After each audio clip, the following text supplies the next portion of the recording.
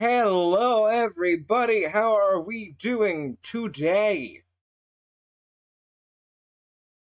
Howdy. We are here, another episode of Raw Takes. Yes, that's the acronym, not the word. So, Are you sure? I'm quite sure. I am about 80% sure. 85 if I'm being extra daring. But, is I, Archaeist, otherwise known as Ian, with my co-host, Urban Hangman, Hello, everybody. who is very short on words today. Yes, I am indeed short on words. And What we do you expect? have- It is me. Ah, yes, our laconic friend here. And we have with us a special guest. Our We special do? guest would like to introduce himself. Yes, we have a special guest who is below me on the panel on my stream. Yeah. Who is below me on my screen? Yeah. Hi, I'm Dane, a friend of Ian's, and a fellow DM and fellow archaeologist. So, Woo! yeah. I feel left out. I'm the only one who's not an archaeologist. Yeah. He is in my campaign called This Campaign in Ruins, which is an archaeology-themed D&D podcast where we archaeologists play archaeologists in the Forgotten Realms. So, It's great fun. Our last episode had a content warning. yes. All right. Jesus, that one was. Anyways. Oh yeah, no. Well, we'll probably get back around to that. Yes, But we'll yes. get back around to it. Yeah. Yeah. We had So, yeah, you go. go on. No, you go. Oh, why are we doing this now? All right, fine. All right, so we have a special topic for today: online TTRPGs, running them, playing them. What can go right? What can go wrong? And our general thoughts and opinions. Yes. I'm also going to add an extra one that we haven't really talked about, and that's like performing them for an audience. Because you guys do your podcast, I live stream mine. It makes it adds an entire other layer to doing online D&D. Because you've got your casual online D&D, and then you've got your actually no, I'm doing this to put content out. Yeah. And it adds that pressure. But I think probably the best place to start with this is going to be probably talking about like what systems you actually use in terms of like software and websites and stuff. So it's all coming together. I found 4 different tabletop like style programs or websites that are recommended. One of them's fairly new. So the others are like they've been around the block a little bit. So Dane, what do you actually use for yours? Because yours is a podcast, so it's more voice recording than video. Yeah, it's more voice recording. So I tend to use Roll20 because it's just the easiest to get on. Not necessarily the easiest to run, as anyone who has ever used Roll20 will tell you. It is. Oh yeah. Shit can happen, but when it works, it just works well. I don't mind D&D Beyond. The issue with now they have since fixed this, but the issue with that is a lot of times in the past they didn't used to have like maps that you could go on. You would have to use other things to do the map. So it's just like, but with Roll20, it all comes together. And you can share your compendiums and things like that, on like what your races and classes and weapons and other bullshit, comes together. So I tend to use that, and I tend to record it via Zoom because that seems to be the easiest I found to bring everybody in. And of course, you can download just the sound from Zoom. And put it on something like Spotify or SoundCloud or one of the other 40 trillion different podcast websites that are out there. So, exactly. Yeah, that's generally what I use. Though I have used Foundry and things like that, before too, just not very often. So, yeah. So, I like that you bring up Foundry because Foundry is the software that I use for my streamed games. I think the reason I use Foundry is because there's a lot more freedom for me, because you can set up an entirely different account that you can just log into and act as a camera using some of the add-ons. Oh, okay. So you can record like the entire table. So if you look back in my VODs, you'll see like there's sections where you can see where every single one of my players is on the map and what they can see with Fog of War. And stuff like that. But it's also because I did a little bit of a deep dive into pricing. I was the biggest concern for most online DMs. Yes, is pricing. Exactly. So it's very pricey. Roll20 is free, which is absolutely amazing. Yeah. But it's free to a point. You don't get a lot of the features that Roll20 actually has. Yep, I've had to buy a lot from their, a lot of maps and source books and other stuff, from their sites over the years. Well, also because I play in that campaign. How do you feel about uploading homebrew assets to Roll20? That gets a little difficult. I've found, and sometimes sometimes like when I've played in other people's campaigns on Roll20, you can import like characters from other campaigns on theirs, but then sometimes you can't, and it's just like weird that way, kind of thing. I tend to, like, when it comes to homebrew, I tend to just type it in. It's what I tend to do is just type it into the shit and such. Yeah.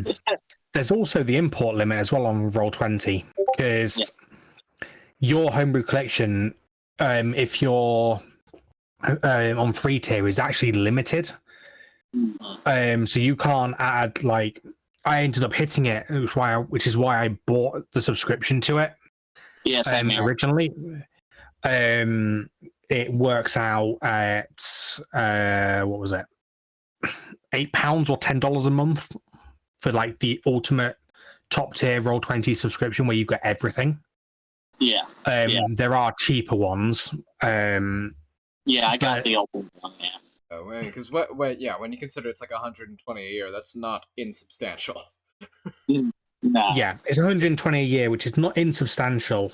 So I bought that and got like the dynamic lighting, got the walls system, which was absolutely huge for me. Like being able to play with lighting and like lighting up my maps in different ways and setting it so that players can only go through certain walls and certain areas. So you actually have to use a door to explore.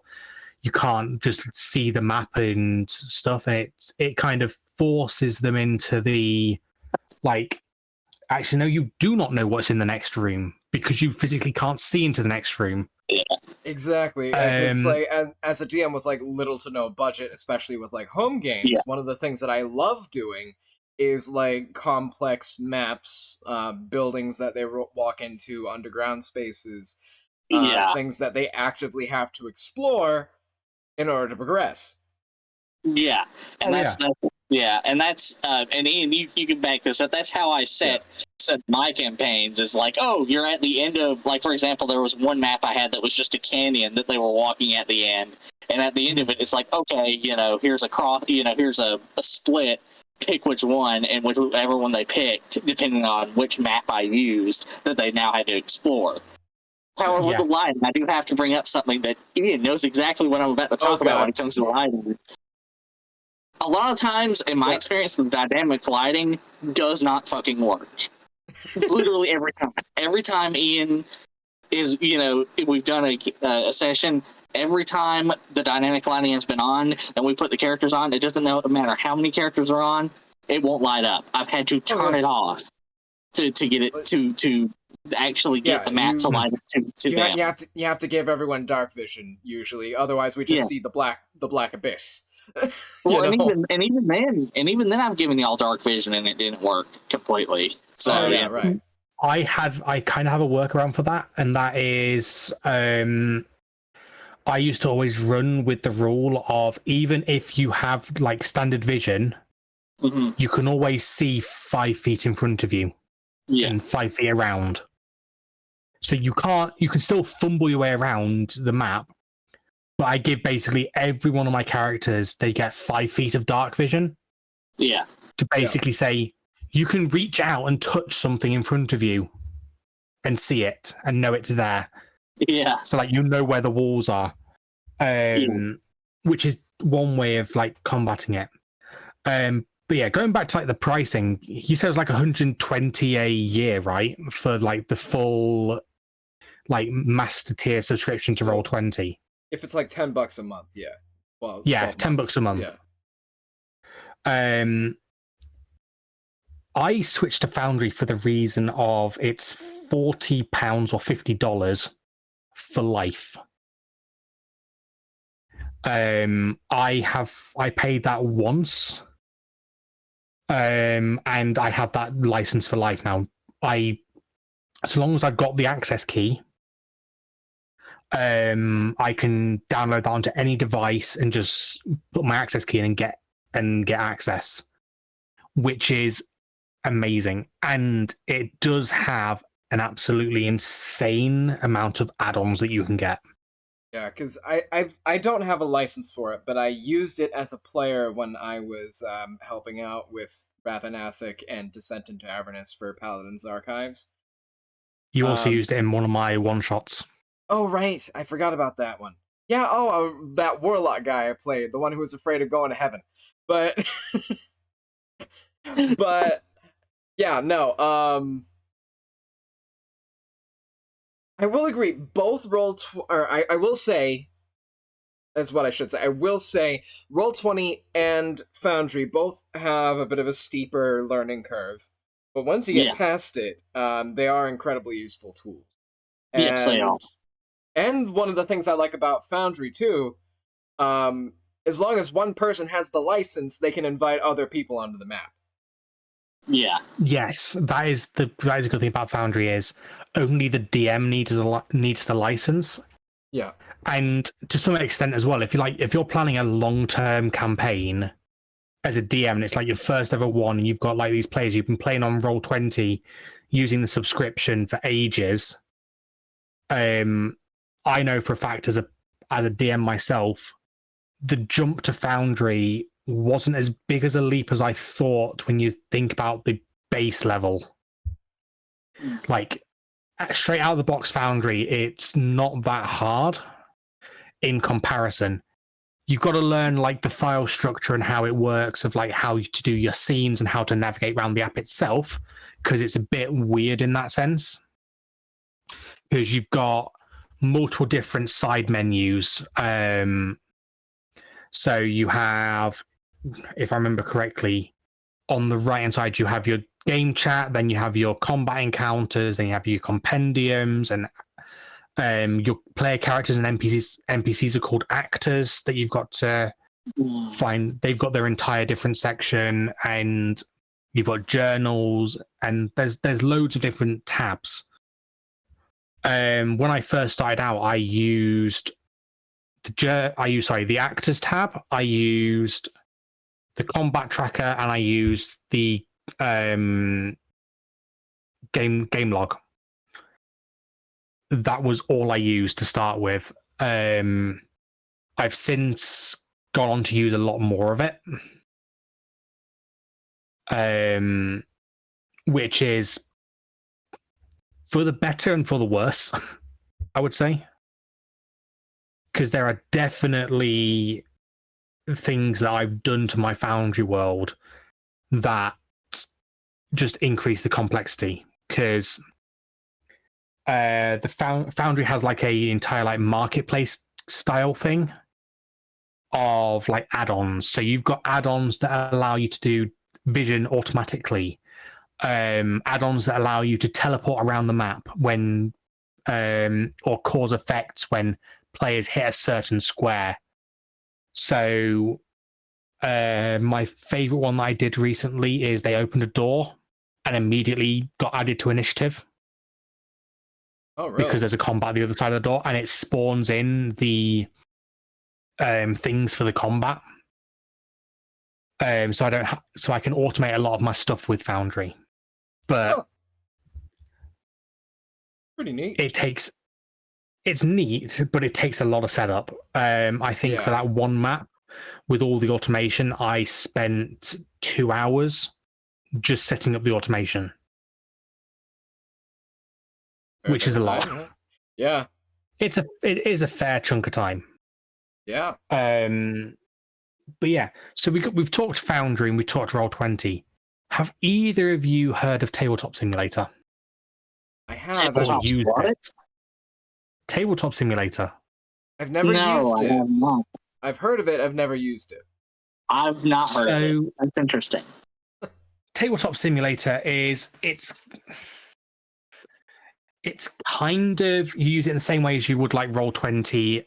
As you would like Foundry and Roll20, where you use it mainly to display your maps, but you have like a separate like voice calling software on the side. The difference is that it supports VR for one.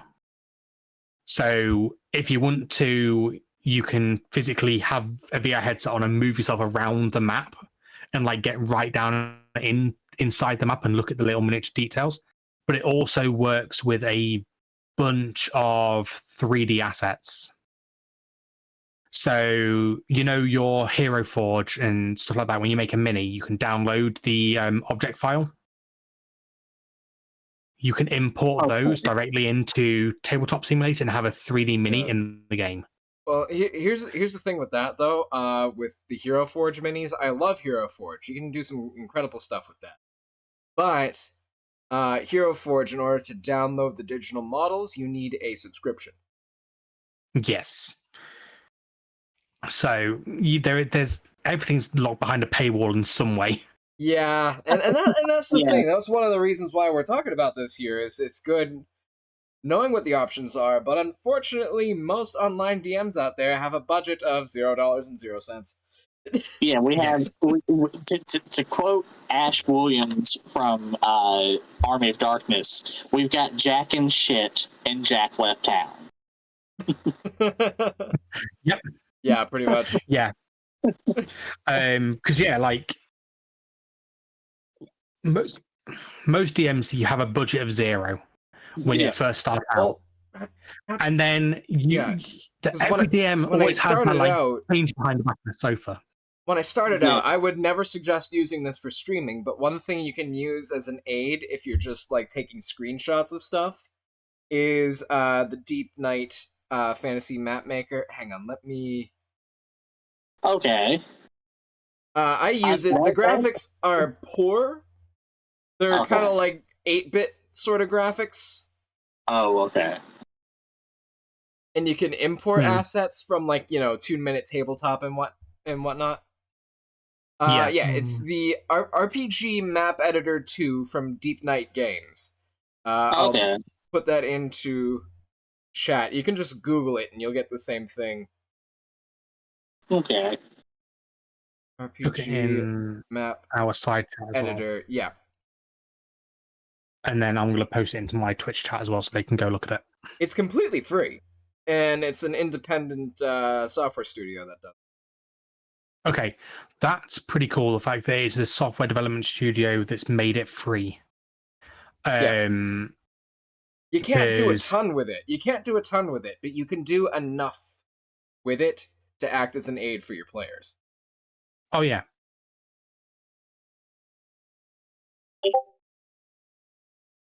Because when you think about it, like you've got all of your players have this big, like, this desire to, like, at least for me anyway, my players have a desire to get their hands physically on a map. Yeah. Now, I use a bunch of different programs. I use Incarnate, which is the website, to do, like, my world maps and stuff.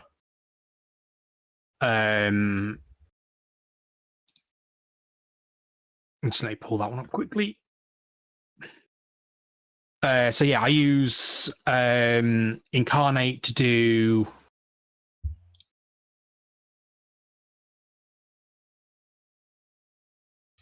like my world maps, but I also use a Steam app called Dungeon Alchemist. Oh, I love Dungeon Alchemist. Yeah. Tori showed that one to me. You can get some great visuals on it. And you can import it into most other BTTs, like Roll20, Foundry, etc.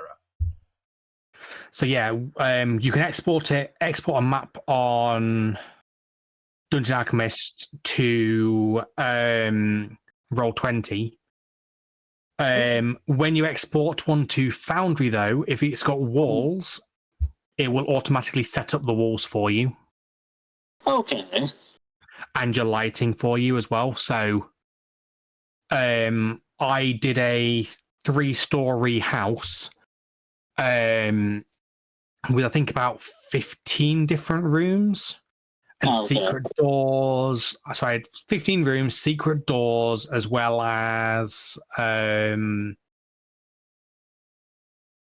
like windows and stuff. And I basically took that, imported it straight into Foundry. It took a bit of a learning curve to do it, because you basically have to. The first thing you import is like the JSON file for like where all the walls go and everything, and then you have to import the map image separately.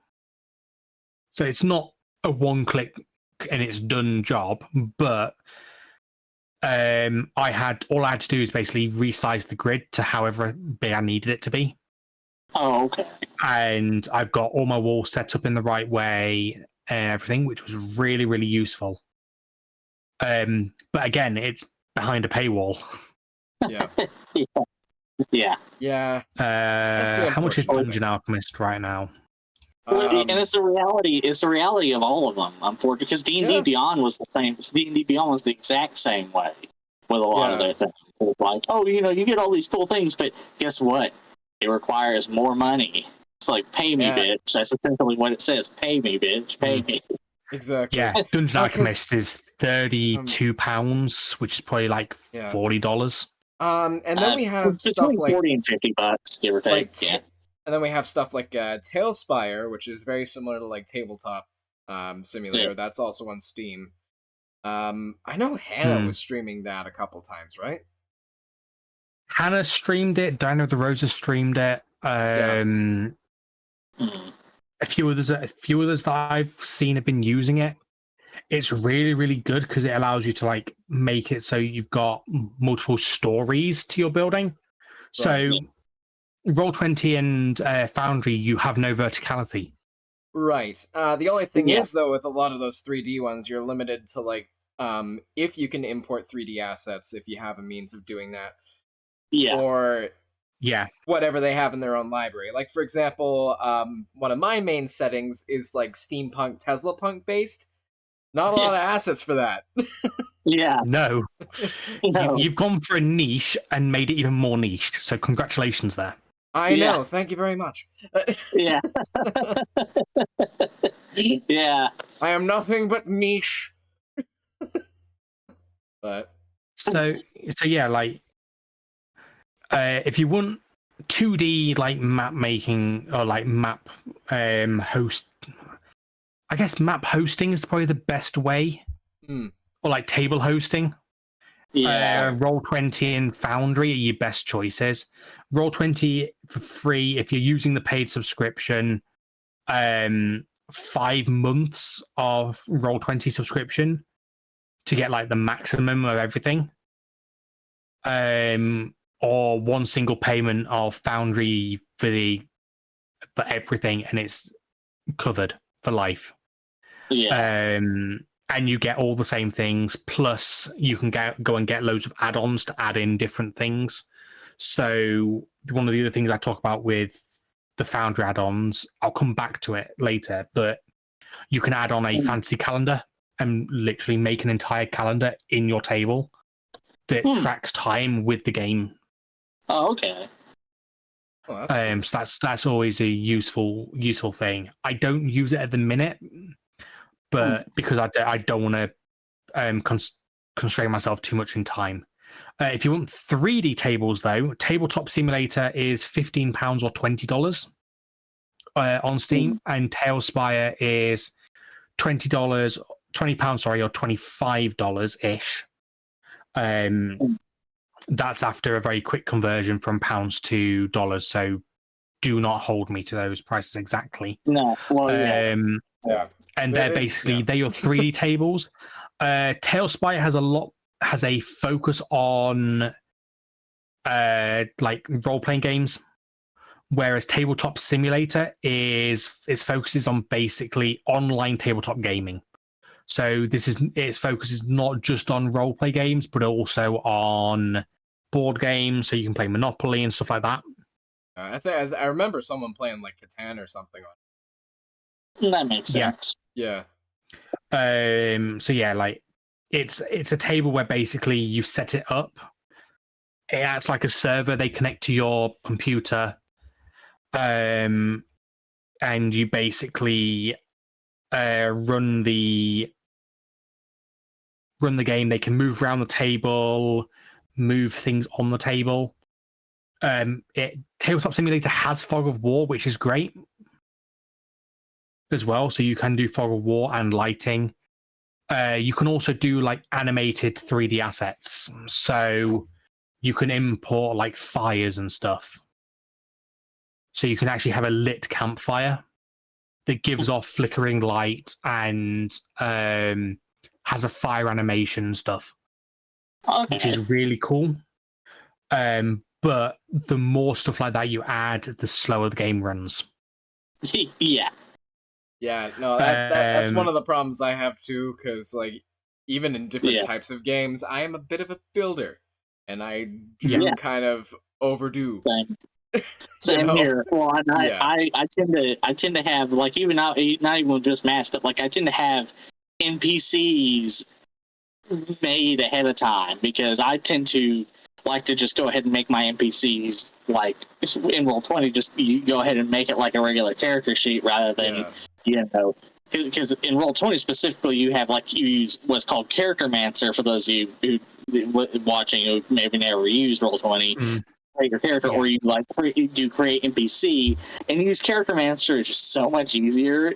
And it also allows you to do so much more flavor to your NPCs. You can make them have similar abilities to the players, and so like your villains can say, maybe they're a level 15 battle master, so they can use all their extra attacks, plus their maneuvers and everything. Versus with an NPC, it's just like you have sword, you have axe, you attack twice. I'm not making that up. That's literally what a lot of NPCs are like.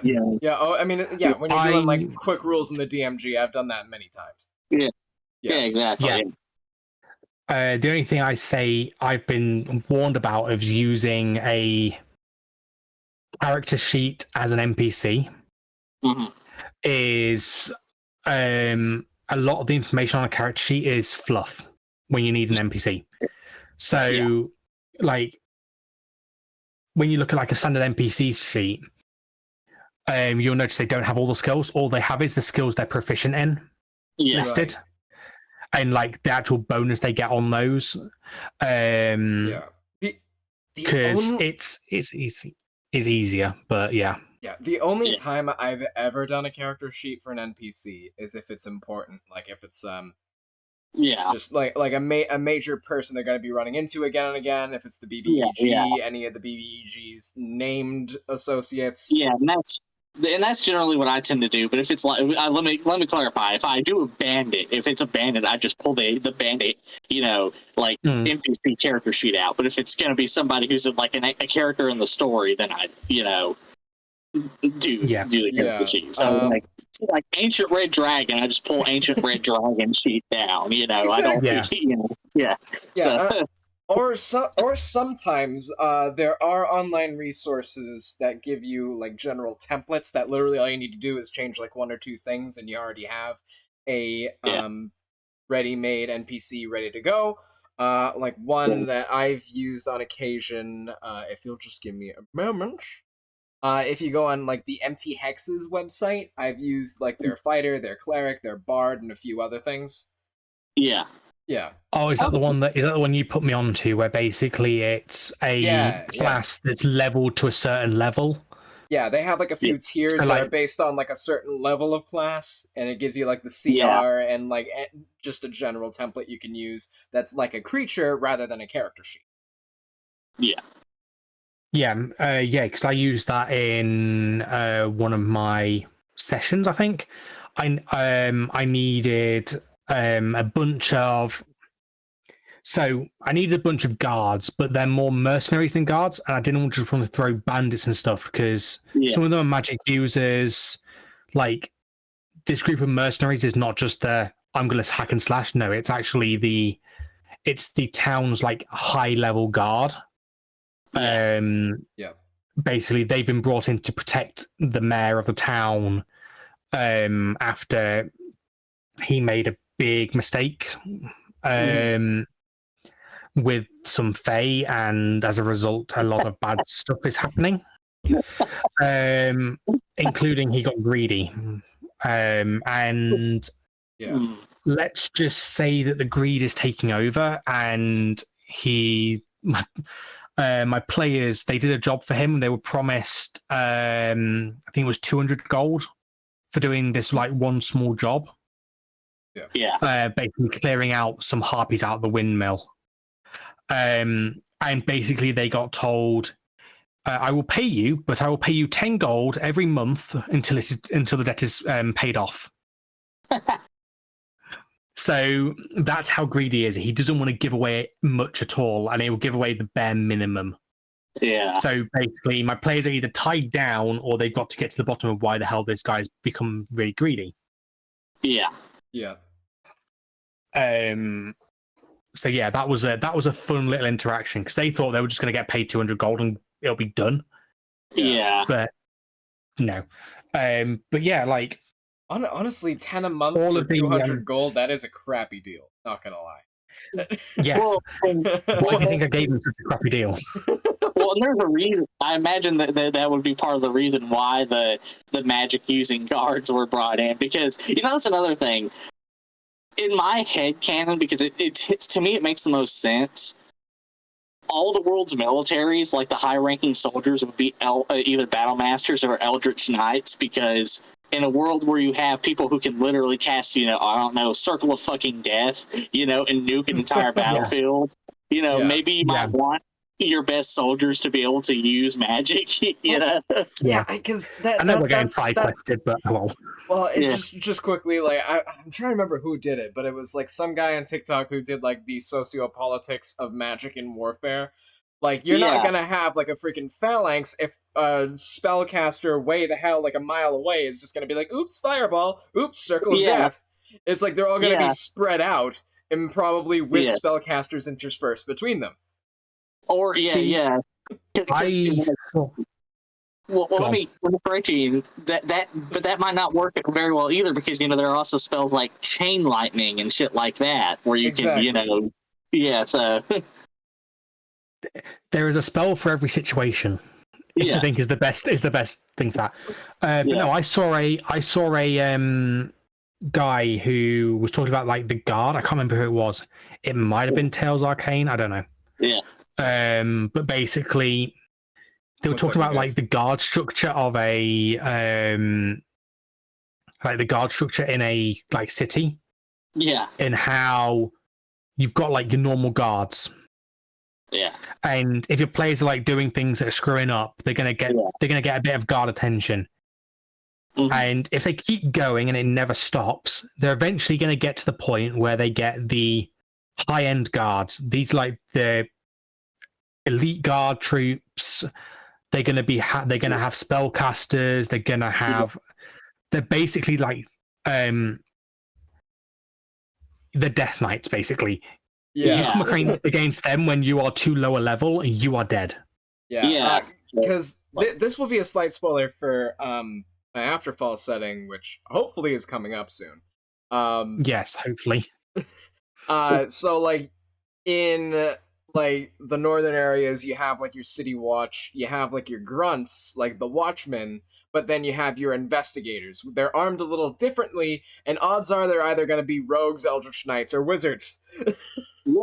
Well, not only that, it's makes sense that other nations would specialize. Each nation would specialize, more in, maybe a specific kind of magic or, specific kind of thing. So maybe, in one nation, war mages and eldritch knights are the standard, but maybe in another, arcane archers or, phantom tricksters or whatever, you get the idea, maybe various kinds of monks are more, prevalent, et cetera. So it's like, that's something to keep in mind too. Maybe in a more forested nation, rangers are the standard, Rangers and druids, have druids as like be a major backline. Yeah, exactly. But yeah, anyway, circling back round to questions about we're all a bunch of nerds. This happens. Yeah. Oh yeah, don't worry. Like, so going back to like the virtual tabletops, which would you actually suggest to a new DM? I would honestly say I think to a new DM, Roll20 probably the best. Roll20 even with the learning curve it has, it's seems to be the best, like the easiest for a new DM to get onto. Yeah. Yeah, I kind of have to agree. Like, even though I love Foundry, as a new DM, Roll20 was what I needed. However, what I would say is if you eventually start going towards paying for it, like paying for subscriptions, I would move as far away from Roll20 as possible. I have been contemplating moving to Foundry for a while. I just haven't, neither the funds nor the time to start, fucking with that. At least not right now. All I'll say is 5 months, and you get your money back with Foundry. Like in 10 months, you'll have your money back from Roll20 subscriptions. That's the thing, though. I mean, like, I'm thinking. Have any of you read Terry Pratchett's Discworld anthology? Like any of the books from it? No. I don't read. I played video games that were better than that shit. I love Terry Pratchett. Who are you talking about? But anyway, okay. That doesn't matter. My mother loves Dune, and I hate Dune, so that's fine. I can still give you shit, but still, No, in the book Men at Arms, you have your drunkard, like, captain of the the captain of the Night Watch, Samuel Vimes, who's like, I have this theory about economics that, the rich are rich because they can afford to save money. Where it's like, if that is true, though, you have your watchman who earns so much a day, they can only afford to put enough aside for a cheap pair of boots that wear out to the point of you can tell where you are in the city based on the feel of the cobbles. And then you have the rich person who can afford to drop a lot of money on an expensive pair of boots, and they last them years. Yeah. So it's like, that's kind of the thing. You're able to afford the monthly subscription of Roll20, even though it costs you more in the long run. Yeah. But you need to save up a bit to get something like Foundry. Yeah. Yeah. One thing I did do with my Foundry subscription is I asked for birthday money. I did it on my birthday. Birthday money. It was my present to myself, was because I always do myself like a little present for my birthday, or a little Christmas present, one of the two in a year. And I'm just like, it's coming up to my birthday. I've got the spare cash. I'm treating myself to Foundry. Yeah. Or you can always say, like, instead of getting actual presents, can can I have $10 so I can buy a license for a piece of software? Yeah, because I can say as somebody who's married with kids, doing the whole I'm treating myself to this for my birthday, that doesn't work. That one, it's like, no, we need the money. It's like, yeah, you're right, we need the money, but I would also like to be able to create for example, a volcano that is actually erupting. Yeah. Oh yeah, no, I 100% get that. Yeah. However, that's the other thing I hear too. A lot of people are like, "Hey, like those of you playing for me, can you like spare so and so I can afford a Foundry license for the group?"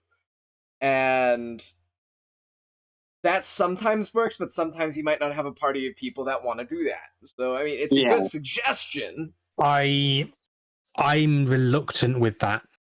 Exactly. Yeah. The Foundry, I'm reluctant. If it's a Roll20 subscription, I'm different. Yeah. Yeah. Because if it's a Roll20 subscription, they can stop paying it the minute that you stop running games with them. Yeah. Whereas campaigns, unfortunately, they fall apart. Exactly. Yeah. Be that through scheduling or they just come to their fruition. Whereas Foundry, because it's a lifetime license, like if I went to my players right now, they chip in less than $10 for a license to Foundry if they wanted to. It's a one-time payment though, and it's like, and it goes to me, and it's like, sure, it's like being paid to DM, but at the same time, I don't want to be paid to DM. It's like, I've always said to all my players that the only thing that I will ask them for money for is to get actual art for their characters. Yeah. That will be, and basically what I'll do is I'll basically go to the artist and be like, right, I'm putting money in. We're making a pot. We want 6 pieces of art for characters, and then a DM portrait for me. Yeah. And like get the price of that, and then be like, right, okay, thank you. Here's the money. But can you make it so that basically each of my players owns the art for their character? Like, not NFT style, but basically I would like 6 or 7 individual images that I can give to my players. Yeah. And basically that's the only thing, because then they get something as well, and their money is actually worth something. Yeah. Right. It's not just paying for me to run D&D on a fancy piece of kit. Yeah, exactly. Yeah. No, I agree with you 100%. Yeah. Yeah, I 100% agree. Yeah. I guess as well, like when you think about it as well, like out of the 4 software things we've said, only one of them can be run on any device. Roll20 can be run on any device that's running a browser. Yeah. Whereas Foundry, Tabletop Simulator, and Tailspire require a PC of some sort. Yeah. PC, laptop. Which is... But if it's a laptop, it's going to be a little higher end. Or upgraded. Yeah. Actually, I know Tabletop Simulator's fairly good. I ran Tabletop Simulator on a laptop with no graphics card. Oh. Oh, okay. Well, I mean, the graphics card is one thing, but one thing I've found, though, if you have anything less than, like, 8 gigs of RAM, you start running into problems. I was running on 4. So my laptop that I currently have, my dashboard on the side, has a 10th Gen i3 and 4 gig of RAM, and it was running Tabletop Simulator. It took a while to load everything, but it eventually did load everything. That I have no doubt. But yeah, I mean, as long as it loaded, I mean, then that's a good sign, honestly. Yeah. But yeah, when it comes to like maps and stuff, Tailspire, you basically build your map from the ground up. In Tabletop Simulator, you're constrained to what assets there are on the Steam workshop. Yeah. Most of them are all free because it's all mods, so to speak. Right. or what you can make yourself. If you're like artistic, you do 3D modeling and stuff like that on computers. You can make anything and import it into Tabletop Simulator. I was playing a Star Wars tabletop when I first started tabletop gaming using Tabletop Simulator. And I wanted a backpack to put all my stuff in as like a little object on the table that I could have. Yep. So I went into Blender and made a backpack and imported it and was like, that's now my backpack. Cool. Cool. The other cool thing about Tabletop Simulator is you can import stuff from map to map as well. So any map that's currently on like the workshop, you can browse the files inside of it and just pull a singular file out of it and put it in your world. So if you want that particular tree from that one map, you pull that, you go into the folders for the workshop, find that tree and just be like, okay, I just want to import that individual tree into my world. Oh, okay. Or onto my table. So you don't have to load like loads of different maps. You can just do a singular item from a map. And again, it's 3D. So it's all about immersion and stuff. Tabletop Simulator also allows you to roll 3D dice. Yeah, I know that and Tailspire do. And then D&D Beyond, it's not 3D technically? No. It's 3D emulated. Yeah, it's thank 3D you. emulated. Thank you. That's the word I was looking for. I mean, and it's, and to be fair, the dice are, no less, the electronic dice in Roll20 are no less finicky than, regular dice. They still both will fuck you over at some point, Oh, where it's like, I got nothing but nat 20s on persuasion and insight checks. The second I'm battling a storm giant or something, I'm getting nothing but nat 1s, Oh, here is a good question for you guys. For online tabletop role-playing, what are your opinions on digital dice? Love them? Hate them? It just depends. It doesn't matter to me much personally. I think they both work fine. Again, like regular dice, they're cool to have, and you can roll them, but they're not going to really do much different than digital dice in my experience, Yeah. So, I don't know what it is though. Yeah, you go ahead. You go ahead, Bryn. I kind of think it depends because I'm indifferent when it comes to like a personal preference as whether like my player should roll digitally or in person or like physical dice when it's not being made for content. Yeah. Mm-hmm. When it's being made for content, I don't actually mind. I don't mind how players want to roll a physical dice for like some crucial rolls, but having the dice roll pop up in the game log for the like stream to see. Yeah, I can. Yeah, that's a good point. Well, especially when it's just like content creation versus like online tabletops in just itself as well. Yeah. It's the extra level, and that's fine. And I was just gonna say, sorry. That's right. It's okay. I was just gonna say, and that also. It's really hard to. You can't fudge your rolls. Like for example, if you like. I keep going back to dragons, but they're the most egregious example of things that like that happen. It's like, oh, breath weapon, and it's just like, oh, it deals, like 65 or 80 damage or something. It's like, it only did 30. At least when you're rolling, physical dice behind a screen, you can be like, oh, it did 25 damage to you, but you can't do that with electronic dice, especially if it pops up. Yeah. Well, I mean, also on the player side, because I've had disputes pop up where it's like you're online and you let them use physical dice, whether this is for content or not, and then someone ends up rolling a bunch of nat 20s in a row, and the other person doesn't trust that they did. Yeah. Yeah. I know it's the critical role. Critical role do it really well, where like like every nat 20 they get, they take a photo of it and put it in their group chat. There's like this is a proof that I've actually got a natural 20. Yeah. Because they like, if it's back to back, they need the proof that it's a different dice or it's in a different position of the dice tray. Yeah. All that, and it also is kind of like the excitement to document them. I think it was in my last stream or one before that.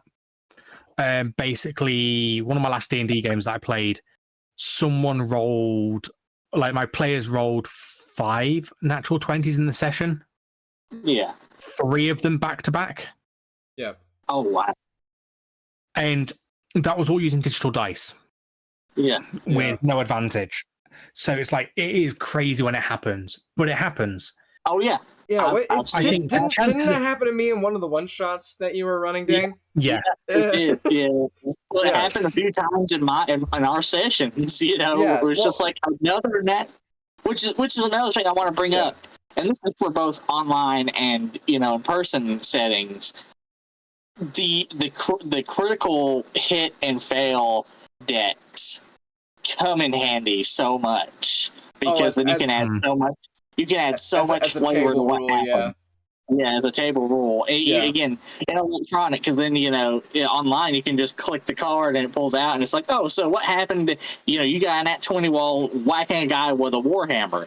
Oh, like this happens. Oh, you shot him with an arrow. Oh, this specific type of piercing damage or thing happened. It adds so much more flavor to it. Yeah. I 100% get that as well. For crit fails, I kind of do like an ad hoc thing at my tables where it's like, if someone's like in the way, it's like friendly fire. But that's fair. Yeah, I'm always skeptical about doing friendly fire. I do that seldomly. I usually do a roll behind the DM screen, just kind of like, all right, does it hit them or does it just go wide? Yeah. So the way I always do it is reverse AC. Mm-hmm. Oh, I see what you're talking about. Okay, yeah. So the way I tend to do it is, if it's a chance to hit a player, you take the AC and subtract that and take that as like the top part of a D20. Mm-hmm. So if they've got 17 AC, they roll another D20, and if it's a 1, 2, or 3, it hits them. It hits the friendly. If it's anything above that, it doesn't. Okay, that makes sense. So, like, if someone's got a 20, like a 21 AC, they just can't get hit by friendly fire. Yeah. Or just slice off their armor, completely. Or they can get hit by friendly fire, but it has to be a natural 1 again. Like, the chance of you rolling 2 natural 1s in a row is slim. Right. Well, the chance of you rolling 2 nat 20s in a row. Exactly. No, that's why when I was learning how to DM and I was perfecting that table rule, there was a joke going around at my table. It's like, all right, we need to get a tally going of how many times you've got hit in the ass with an arrow. Yeah. Someone in my chat brings up a really, really interesting point about digital dice and digital dice and physical dice. Mm-hmm. There is a company out there that is making Pixel Dice, I think is the company, where it's physical dice. Yeah. But it links to like your device, your digital device, and it will post a digital verification into like the Roll20 or Foundry or stuff. So you can roll physical dice, but get a digital roll as well. Yeah. Using your physical dice, which I think that's going to be really, really. So it's the verifiability of like rolling a physical dice. Like you get the sense of, I get to physically roll a dice, but knowing it on the table that no one can dispute you because that is what it says. Yeah. No, that is nice. That is nice. I think they're still in testing, which is really a shame. What's it called again? I think it's Pixel Dice. I think it was a Kickstarter. I can't remember. That would be so cool. Saw it ages ago. Now imagine somebody rolling, they're on pre-order. Oh yeah, I'm looking at it online here. Yeah. I'll have the link for you in a second, or post it in chat and people can pull it out later. But yeah, like having like physical gamewithpixels.com. Like having like physical dice that like give you a digital like they give you a digital feedback, or similar to D20, where they have like a box of doom where it's for their content purposes, but it's also digital verifiability, where any roll in the box of doom is televised, so they can't fudge it without like refilming it over and over again. Yeah. Right. Yeah. And no offense, but when you look at anything like when you look at anything like digital content for D&D, if they're fudging rolls by like trying to redo it, you can feel the moment's gone. Yeah. Because you're trying to get a certain result. Yeah, and that's kind of the thing with online content, like the content creation end of it. It's like when you're doing a tabletop RPG, part of the charm is that you don't know what's going to happen. It's improvised community storytelling. Yeah. It's a huge thing. Like, it's like I only ever fudge my DM rolls to like lower damage, or to make sure I don't actually hit someone, because narratively hitting them is a bad idea. Yeah. You want it to be close, you want them to succeed, but by a hair, and that's a bit of a balancing act. So and that's where the DM, really doing their, because role playing is not just for the players. The DM has to do it also, and so explaining, like what's happening, is an art form that I know. Urban, you might have, like, if you've ever watched like Ox Ventures, like I'm Everyone Else in the World. No, I've not watched that, unfortunately. Yeah, it's like a British version of Critical Role. They're yeah. To be fair, at the minute I barely watch D&D content. Yeah. I think I'm in that phase where you can get burnt out watching it, especially when you're making it. That's where I got. Yeah, it's you only have so much time to spend on everything, and you can't do the same thing over and over and over and over. Yeah, I take breaks, but I do have my favorite D&D podcasts that I like to listen to. Like I watch, like I like to watch the D and Dorks podcast group. They've got a few good podcasts, and Not Another D&D podcast, because that's a really great one. I really like the concept, because the concept of that was like, it's their shtick is it's the campaign after the campaign. So it's like, okay, these level 20 adventurers saved the world. Now we're going to take a look at the geopolitical, results of them saving the world. Like, how did their actions in the process of saving the world, change the world? Was it for the better? Was it for the worst? Etc. And I'm like, I like that concept. That's a good concept to explore. And then there's also one of my favorites, because I'm a dad, Dungeons and Daddies, where the concept is 4 soccer dads get, like, on their way to a soccer game, get shunted into the Forgotten Realms somehow, and they're like trying to find their kids while fighting off bandits and dragons. Okay, that sounds pretty cool. I need to check those out. I need to check that out now. Dungeons and Dads. Okay, there you go. Yeah. Is it Dungeons and Dads or Dungeons and Daddies? Dungeons and Daddies, and that's also part of the joke. Is they're like, it's like not a BDSM podcast. It's like they're like, we're not a BDSM podcast. But you know what's being said. Yeah. Anyway, so moving on, like we've talked about, like the actual tabletop systems, but we haven't actually talked about like the best way to like communicate and such. So Roll20 and Foundry, I believe, both have a like voice and video feature.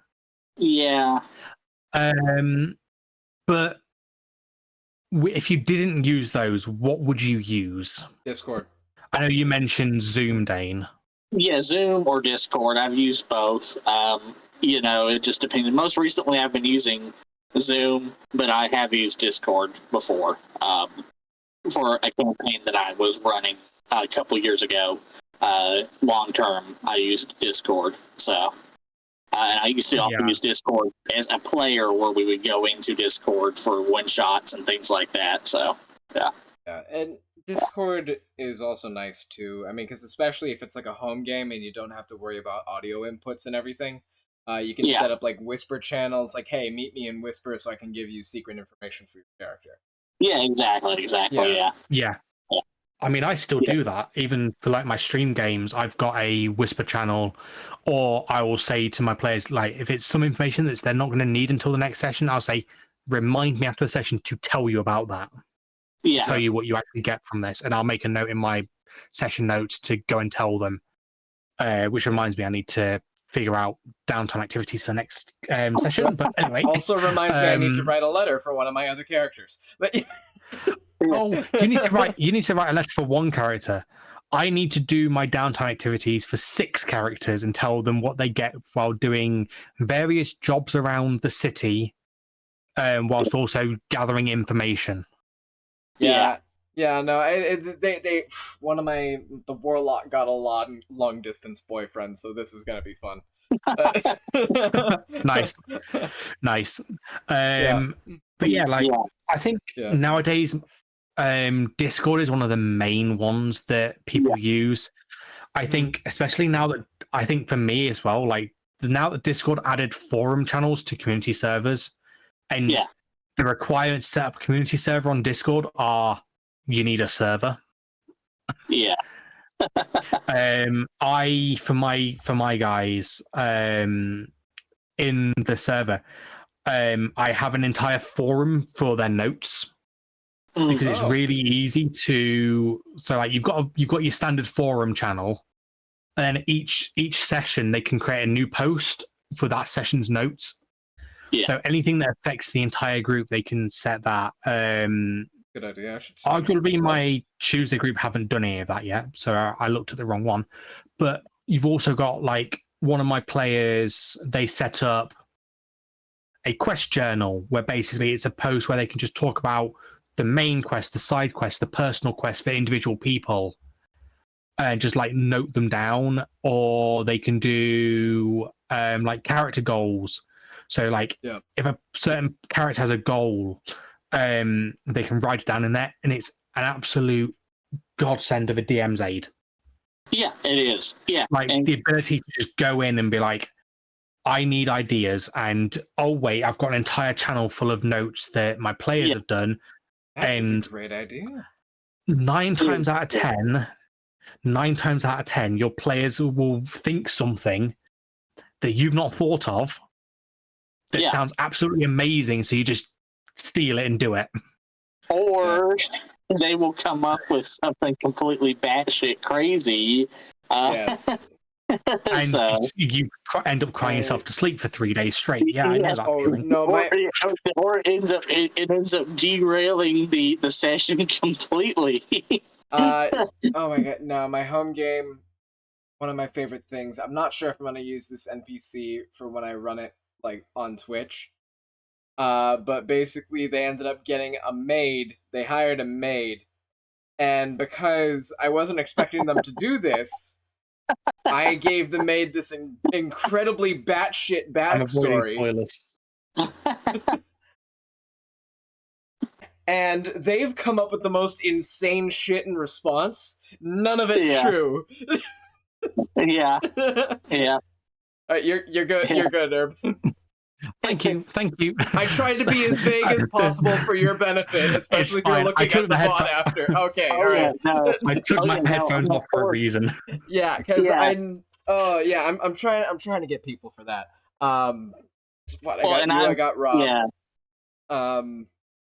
We'll talk about that later because one of my other friends is a writer. I was debating it, but right. Anyway, yes. Yeah. So yeah, like Discord. I think as well with Discord, there's so many music bots as well that make having music accessible. Yeah.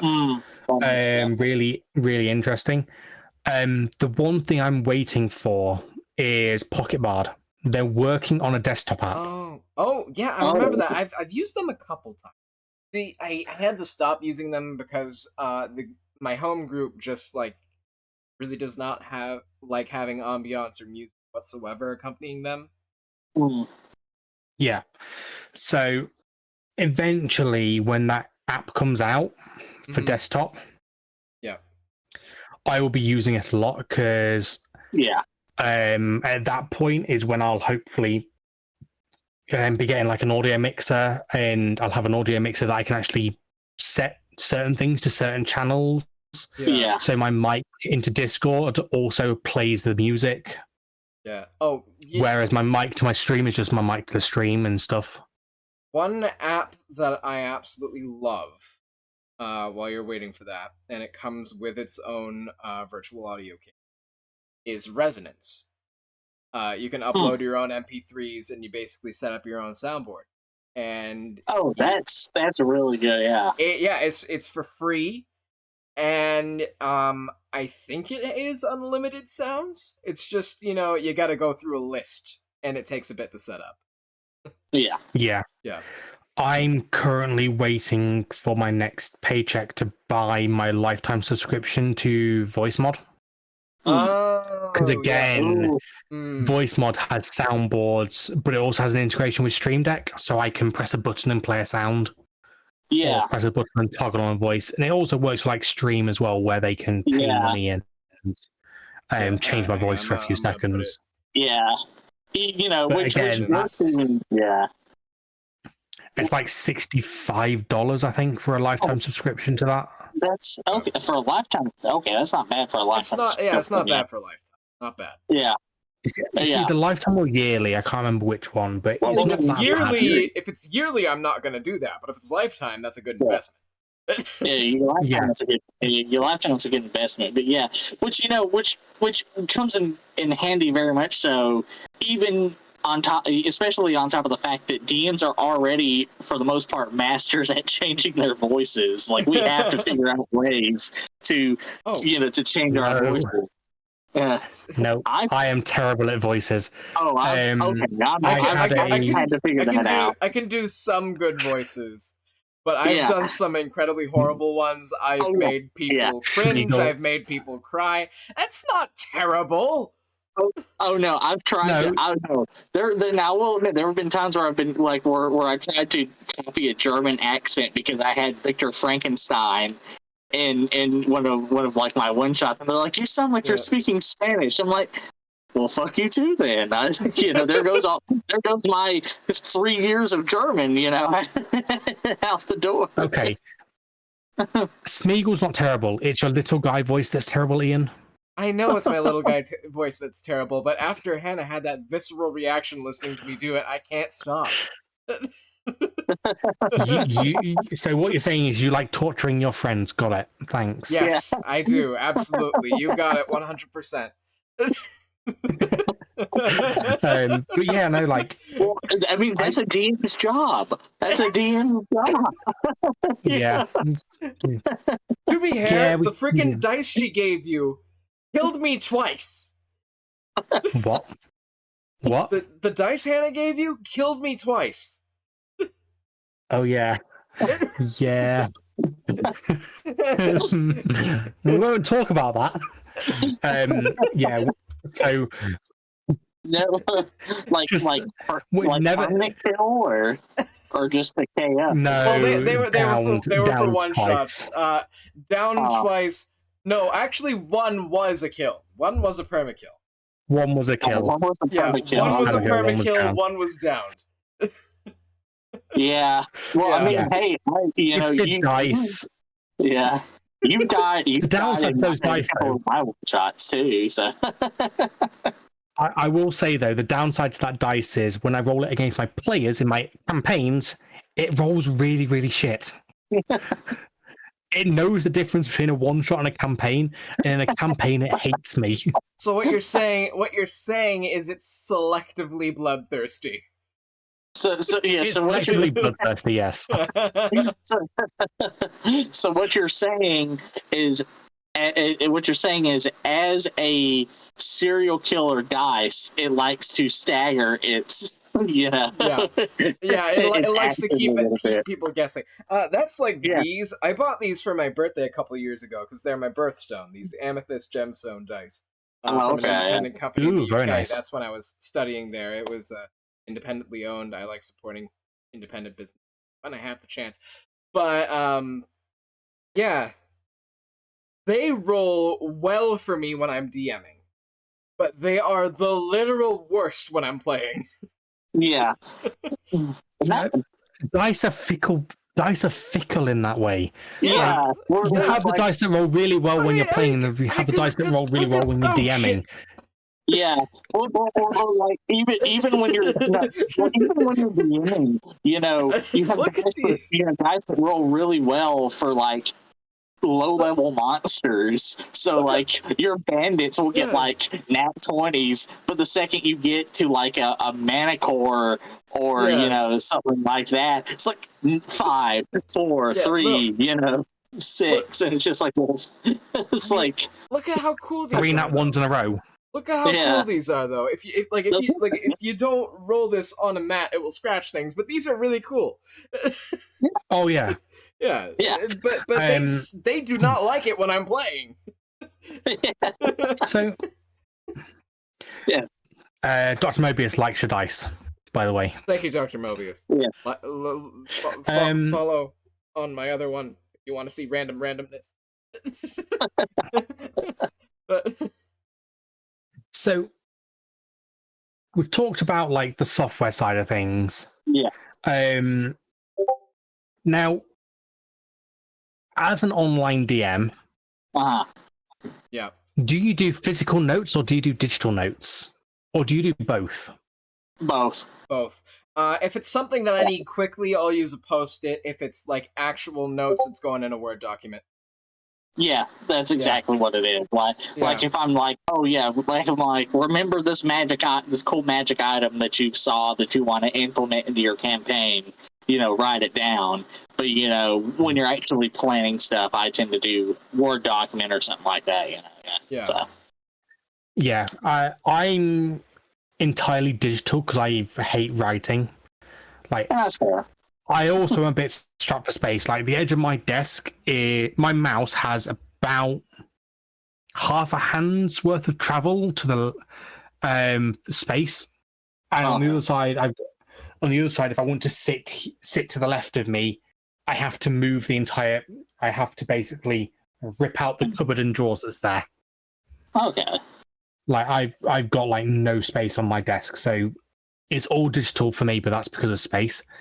I have been umming and ahhing about because I don't own a DM screen. Yeah.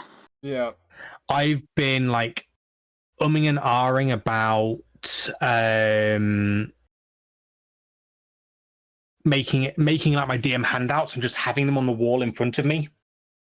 Because I got a wall of Post-its over here. I have a wall, just hang on. I have a wall of Post-its over here, but apparently Barney doesn't like you, Ian. He can't join your stream because your stream is 18+. Well, we haven't even talked about one of my mods, Barney. This isn't. I will say this is not something like Pornhub or something. You can just click into it. Let's not go there. Wait. I'm just giving an example. You know, we're like, you're not buying alcohol, and we're like, show me your ID, son. You know. Yeah, I don't know. Twitch is a fickle mistress. It's fine. Yeah. I'll happily have Chaos and Barney in my chat. It's fine. I will cry. I will cry. And it's funny, we're not. You've cried over less. It's fine. Yeah. Oh, tell me how much do you? You know what happened in the last session, even. You know, we haven't started talking about that yet. Oh my god, what happened in the last session with the freaking vampires? Yes, you know, with the vampires, yeah. So, oh my god, we've all DM'd online. Yeah. What are the biggest problems with DMing online? Like, say, if your internet crashes is a good one. That's one that's happened to me before. Audio and video or issues. The website crashes. You know, audio issues. Yeah, that's another one. Yeah. Video issues. The site that you're using, whether it be Roll20, D&D Beyond, etc., you know, being buggy and fucking, you know. One session Discord was under maintenance.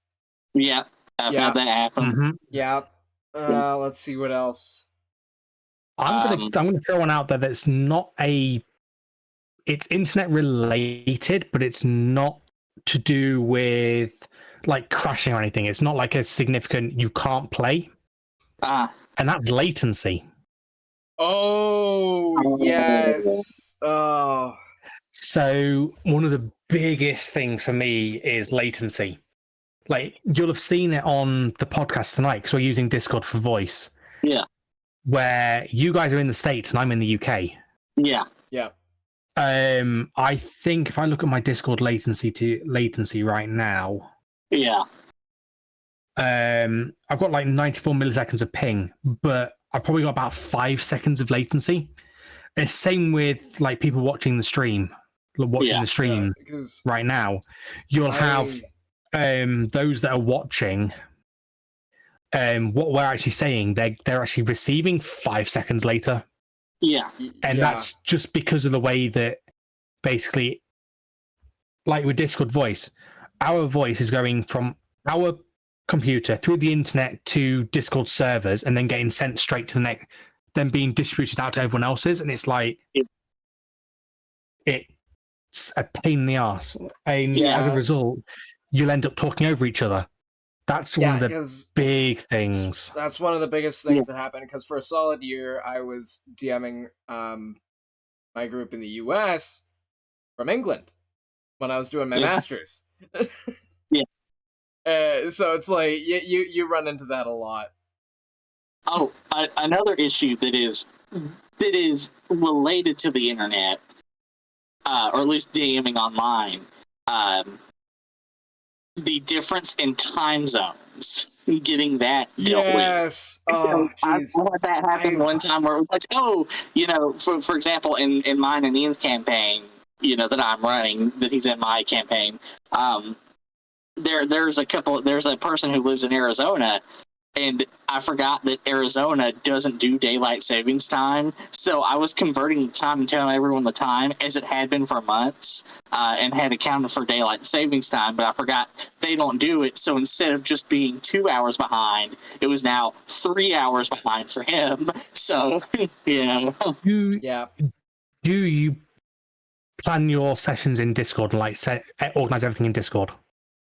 Yeah, Discord, or I play my sessions in Discord, Oh, you showed this one to me. I love this site. It's my new favorite thing. Oh, really? Yes, hammertime.cyu is a website that basically you put in a time in your local time zone. Yeah, it'll give you like a copy thing. It puts like some weird code. And you paste it into Discord, and it shows to everybody in their local time. It's really, really good for scheduling, because it uses universal time code rather than like writing numbers. Yeah, that would be very much. That's. I'll have to look into that because that'll be. Yeah. Yeah, I'll send you a link for that. Yeah, because I have to be like, 9 p.m. Eastern Standard Time, 7 p.m. Mountain Time, on and on and on, and it's just like, yeah. Well, yeah, because for my streams, like half of my audience is American Canadian, the other half is like from the UK and Europe. So it's like I kept having to put like, all right, I just did EST and GMT just to kind of cover both bases. People can figure it out from there. Yeah. But with this, like if I announce it in Discord, it's like literally like put in the time, copy the code, put it in Discord in the alert. Yeah, that's good. Yeah, that's good to remember. Yeah. But I will say that is also one of the benefits of online is you can reach people across the country or across the world, It's also a con. Yeah, it is. It very much is. My first ever one shot that I DM'd online. Yeah. It was a chaos one shot. I posted in a Discord server being like, I'm in the UK. Yeah. I need players for this. I really should have stated a time that it's going to start. Yeah. Because I got 2 Pacific Coast Americans, 2 Mountain Time Americans, and 2 East Coast Americans. Oh no! And that's fair. And no one else. I started DMing at midnight and ran until 6 a.m. Oh, I did that. I did a one shot with a society I used to be part of, through a university, and one person went back home for the holidays, so there was one person in California, 2 people on the East Coast of America, and the rest in England playing this one shot. We were up until like 4 a.m., I think. Yeah.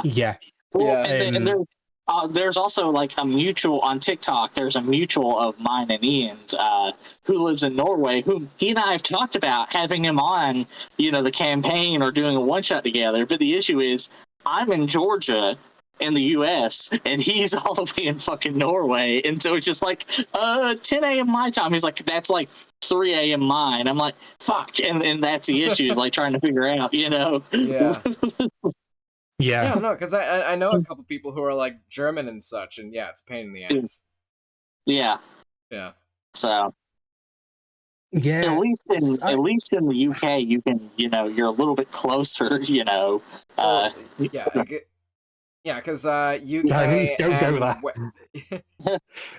UK and Western Europe, it's a lot easier. Yeah, it's a lot easier in my experience. You're a little closer in time zone because then it's just gonna be like, 3 p.m. my time, and I'm just throwing out a time. I don't know what actually time it is. But like 3 p.m. my time, it's like, that's 6. Our time. You know what I mean? It's like it's it's within a workable range. Yeah, I was debating a job application for fire archaeology in Hawaii for my friends in the UK. That would be 10 hours difference. Yeah. No, we would just forget about you. I'm sorry. Oh yes, I know. I'm fully aware. But yeah, like that one shot I ran. Sorry, it was worse. It wasn't 2 Pacific time. It was 1 Pacific Coast and one person who was from Western Europe. So they were up at till 7 a.m. Oof. They played D&D 1 a.m. to 7 a.m. on a weekday. What? When did they sleep? Hey, I remember when I was young I could do that, or it's like I got 2 hours of sleep, but I got to do a double shift. Well, time to just go ahead and go in and do it. Try doing that. Try doing that when you have major depressive disorder. That doesn't work. Yeah, I've since then turned around and said that I am starting no later than X time. I'm starting no later than 9 p.m. UK. Yeah, that's if I start at 9 p.m., I'm only going to run a 2-hour session. I'm not going to run a 4-hour session. Yeah, exactly. Yeah. And that's how I ran with mine. Yeah. because that just makes the most sense. And so if it's like, maybe 10:30 at the latest is the start for me, and then it's only going to be an hour and a half at that point, session where it's just going to be like, So. Chaos says that he's young, that they're young, and they can't do that. They can't do a stupid o'clock till in the morning DM session or play D&D. Also, Barney wants to. It's probably a topic for a different stream, Ian. But Barney wants to know what the hell fire archaeology is. When you in dumbed down terms, when you have a wildfire, you're doing archaeology after it. Yep, to make sure the artifacts aren't completely disintegrated, at that point. Same thing with flooding, and things like that, It's a whole part of the CRM umbrella. Yeah. Yep. So, which is a completely separate topic that maybe all of us and our archaeology friends, should do at some point. This would be a This Campaign in Ruins thing. Yeah, this would be like let's talk about the world of CRM. Oh yeah, definitely. And it would have to be specifically. Right now, it would have to be me, Morgan, and Cole at that point, and Amanda being like, "So this is the bullshit we run into," because poor Ian here has not started CRM, cultural resource management archaeology, but there are multiple reasons, but it's whole, there's a reason I started a campaign where archaeologists were in the Forgotten Realms, because if you listen to some of the shit that we actually go through in the real world, that would actually, because I've still been at excavations and everything, working at these excavations, and holy crap. One of my coworkers was chased up into the tree by two wild boars. Somebody almost got bitten. Somebody almost got bit in the ass by a poisonous viper. Yeah. One of my supervisors was like, "Dane, look at this. This is a bear den. I think, and here are persimmons. I think it's still living here. I'm gonna stick my head in the hole." Meanwhile, me and the other guy who were working with him are scrambling up the hill. So it's like, and I'm just like, so now, that was a year ago, but now a year later, I'm just like, oh my god, imagine the survival roll that you would have to roll. Anyway, definitely a topic for you two on a different stream. Oh, definitely. Thank you, both Barney and Chaos, for derailing the stream. Going back to common problems with online games. It's kind of a weird one. But getting into character. Yeah. A lot of the time when you're playing in person, you're around the DM's house or around one of the players' houses, and you're in that position where you're physically changing your location to go and DM. Yeah. Or go and play. And so it becomes like a subconscious trigger that, okay, right, I'm in character when I go through these doors. Yeah. Whereas when you're online, for me, I go from my bed to my desk where I stream. But I also DM from this desk, and I do job searches from this desk. I can work from this desk. It's it's the same location. So it's getting into character is it's not a big problem, but it's definitely a common problem, as well, I'd say. Yeah. It's a common problem. I mean, I'm a bit different because for years, and I mean years, I did theater. Explains probably some of my more nerdy inclinations, but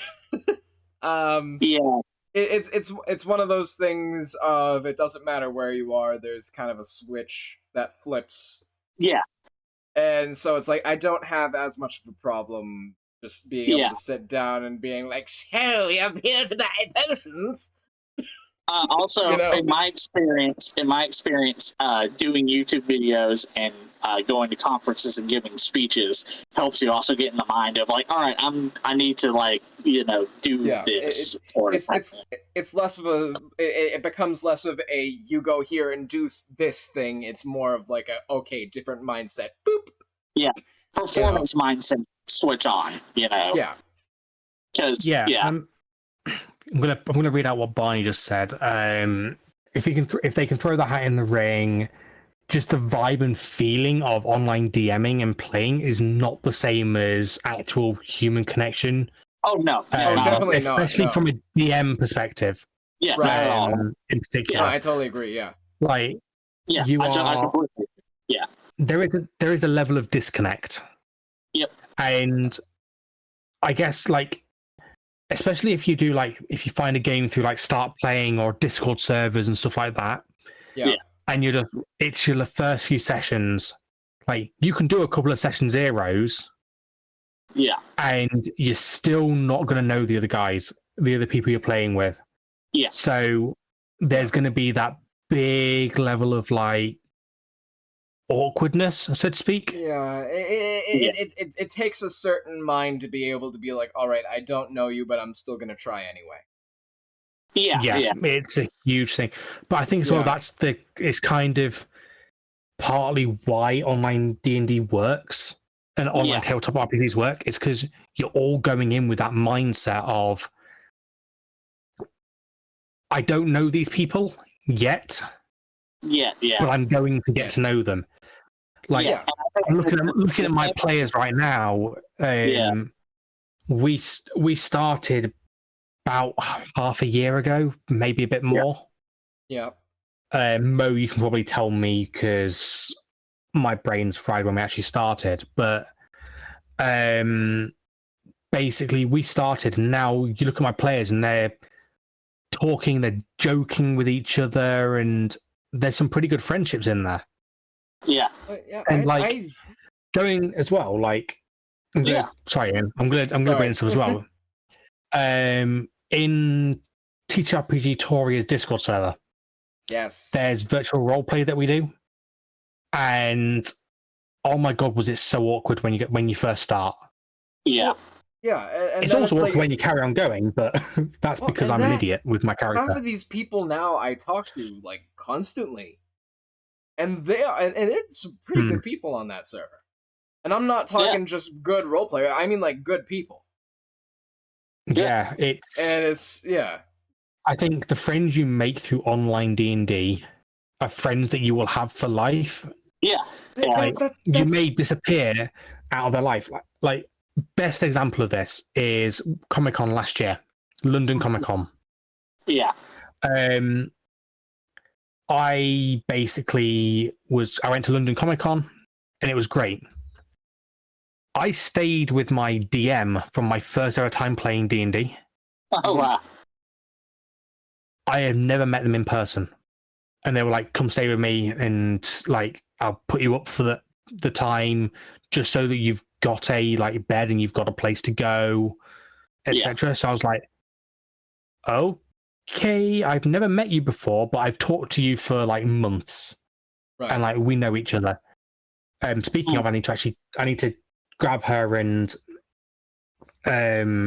talk shit because she said she would happily do a streamed one shot on my channel. So cool, yeah. Anyway, mid 2023 is when my players got together and how they are now. So yeah, it's been about a year. Yeah. And they're like really good friends. They've got really good relationships between each other. I've just added one player to one of the groups. And they're already kicking it off as it is, so it's crazy how like the friends you make online stay. Well, that's the thing. I mean, I've had things where it can be bumpy sometimes, but it's like that's the thing. And even in person, I honestly feel it's the same feeling in person as it is online, or at least it has been in my experience. Especially if you're going to a comic shop or a game shop or something where they hold like, say, oh, this is weekly D&D night or some shit like that. You know? There's a store up by me, which I'm not going to say the name of because doxing. Exactly. I do that. I try to go every week. I usually can't for whatever reason. But even still, it's like some of these. It was awkward at first, but these have become very good friends, and you just kind of like you just sort of get plunged into this because a lot of games like D&D, Pathfinder, Call of Cthulhu, a lot of these other things. Yeah. One of the things they all have in common is that it's a ragtag group that's literally thrown together and they're forced to solve problems together. And so it's like that becomes a catalyst for the forming of social relationships. Yeah. Because that's why what's her name? The one on TikTok from Florida who's studying this very same thing for her anthropology. I'm mutuals with her. I'm forgetting her username. My bad. There's quite a few of them. But I mean, when I reached out to you guys, Ian, I was just like, "Hey, I'm thinking about doing this archaeology themed, D&D podcast." I just started reaching out to archaeologists on TikTok and being like, When you did that, I was at an extremely low point in my life, and I was feeling very isolated and everything. And I'm fine talking about it now, but it's like, I was like, you know what? Why not? And that's how it all starts. Why not? Yeah. It may not work out. It may. You can't know. Like, and the thing is, I will say, one benefit that is very much connected to this with online DMing is, as opposed to when it's physically in your house, where if there's a problematic person and you tell them to leave, there's always that chance that they're going to get belligerent and you might have to call the cops on them. Online, it's like block, kick and block. It's block or it's kick or both. Just mute you and just like I'm just not going to talk to you. Yeah, exactly, exactly. Yeah. So go sit in timeout. Yeah, exactly. Go think about what you did. Yeah. So, though I will say, belligerent people exist on both apps, and just like murder hobos exist on both in person and online. Yeah, exactly. Yeah.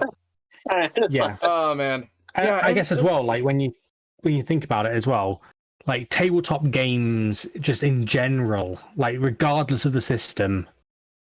They are the things that bring people together, whether that be in person or online, which is absolutely amazing. Yeah. And I think the big takeaway for online DMing is, I know we've talked about like map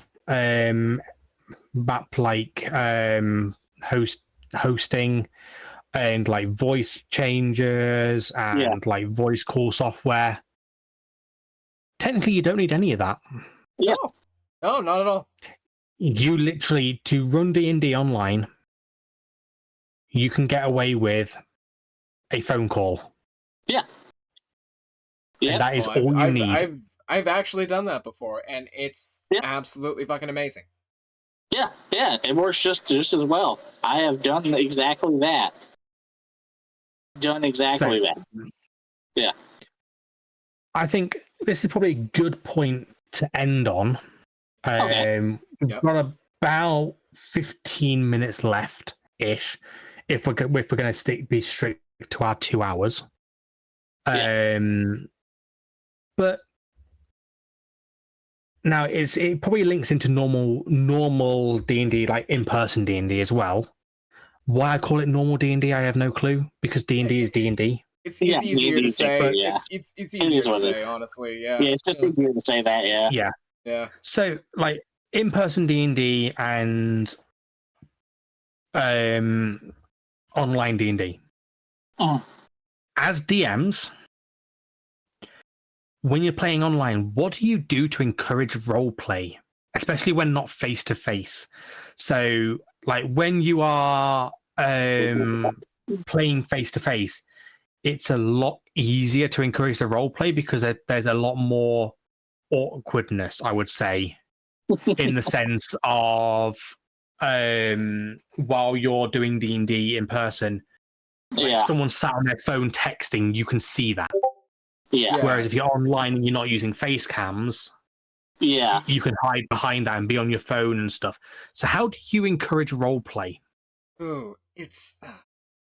I tend to be like, okay, what do you do? Like I explicitly ask them, what do you do, or like, you got an act, you're the person who's done the killing blow to your BBEG or whatever. I'm like, just describe how you kill this person. Describe what your actions are, or just you got a nat 1 on, like, say a you drank some hallucinogen and you got a nat 1 on your constitution check or whatever. Describe what you are seeing. Describe what you're seeing, and then I build off of that. Like, okay, let's roll a wisdom or whatever, and you get a nat. For example, good example. One shot we did with Ian recently, that exact scenario happened. Yeah.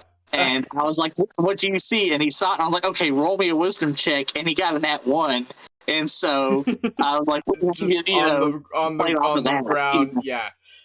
He would hit it off the ground in the fetal position. This is a minor spoiler. My character saw his ex. Yeah. But things like that. That was what I did. That's one big thing. What would you do in other prompts like that are your best friends as a DM? Otherwise it really depends on your on your style as a DM. Okay. Yeah, no, it's just he just kind of comes in. This one announces himself, but no, cats do talk back to you. This is the thing, but this calls back to like my background, like writing as well. You want to play on the 5 senses as well. When your characters tell you what they do, fill in the gaps a little bit. Like I slap him in the face. Like, all right, you slap him and you see like the blood rushing to their cheek as the bruise forms. You play to the senses. Like, how do things smell? How do things look? How do things feel? Fill in the gaps of the player's senses and draw them in. Another thing is selective use of sarcasm and breaking the fourth wall and batshit NPCs. Yeah. Just make them do double takes when the moment is getting dry. This is one thing I love to do with my players at my table. Things are getting dry and it's starting to get a little derailed. Throw in a sentient animal and a top hat. Yeah. Just have it randomly start talking to them. Talking of throw in a curveball where, like, going back on when I was way earlier when I mentioned I did a Victor Frankenstein thing in one of my campaigns. I had them like speaking in a bad German accent, and then when he gave them droid coffee, suddenly the accent dropped and he was speaking normally, and he's just like, "So tell me, does the coffee taste like chloroform?" Or something like that. Really get their reaction. You and your anime one-liners, honestly. So going back, thinking about like the fourth wall breaks and stuff. It reminded me of one of the content creators I watched on TikTok. I cannot remember her name or their name for the life of me. But they did a whole thing where they streamed their campaign. Where they did a whole thing where they DM'd as the BBEG for a section. Like, they broke the fourth wall and the BBEG is the DM. And it was weird as frick. They were like, what? The players were stunned because, like, you should be in your normal voice. Why are you not in your normal voice? Why are you DMing as the BBEG? What is going on? And it definitely brings it back, like, brings out in your players, like, actually, no, we can actually role play this. We can do it. One of the things I like to do is whenever a player says something hilarious, that they don't necessarily mean in character. Like one of the most recent one shot that Ian and I did, he was just like he had coffee, you know, like or whatever, and he's like and takes a swig of his drink and then continues the battle, and I'm like, that's canon. He said that. He's like, I'm taking a swig of my drink and then gonna continue the fight. You know, that's the canon line that he said. Because it was a banquet scene. It interrupted a banquet. Exactly. Yeah. or one of the podcasts I like to watch, Dean Dorks, like the DM, he likes to do like voice changes where like he was talking in a very specific posh British voice, and he's giving exposition as the guy, but then suddenly the voice drops, and no one but one player noticed that. He's just like, did you mean for that voice to drop? And he's like, yes, that's exactly what I meant to do. And what had happened is the guy who was originally given the exposition had passed out drunk, and somebody else had entered the room and continued the thing, and, you know, things like that. So it's just like, you know, just doing little things like that helps, you know, very much as well. So one of the things you'll see this when we do mine, Urban. One of the things I have in the table rule are nosebleeds. So if somebody does things that their character wouldn't know or is based on real world knowledge versus in-game knowledge, they get a nosebleed. And interesting. That just like reminding the player, like, all right, are you sure this is what you're doing? Yeah. You know? Well, and one of my favorite things, and this is a pretty common thing for DMs overall. One of my favorite things is to say, it's like, look, there's a difference between you know, when you make a nat 20, sometimes you can get whatever you want with a nat 20, but sometimes like you're going to get what is possible. Like you're not going to be able to, you know, part of the roleplay works. You're not going to be able to convince the emperor to give up all of his gold or to give up his throne or something like that. You know, you can't. I nat 20 to seduce the dragon. You don't actually seduce the dragon, but you succeed in making the dragon see you as not a threat. Yeah, or something like that. Yeah. Like you can get a nat 20 and convince the farmer to give you one of his pigs, but he's probably not going to give the random stranger his house or something like that. You know, or like back to the dragon thing. It's like, all right, the dragon finds you cute, but not in the romantic way. They're kind of like, oh, look at this little thing. Like I want to add you to my horde as a pet. Because that's another thing. Canonically, dragons and giants are like the only species that get better with age in D&D. You know, so like an ancient, you know, like a titan is like the equivalent of an ancient dragon for giants, and you know, ancient dragons, and they get better and more intelligent as time goes on. So it's like, so you're like, I'm gonna try to seduce the ancient the ancient gold dragon or something like that. He's probably gonna see you as a fucking puppy. He's probably like, oh, look at this nice little kitty, you know. Oh, he's trying to stab me. How cute. Yeah, kind of thing. Yeah, exactly. Same thing with the Titan.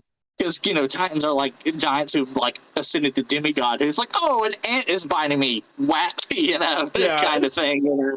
Yeah. It's like, why is this human fluttering in front of my face? What are these weird movements it's doing? And that's the bard trying to, you know, seduce him or something like that.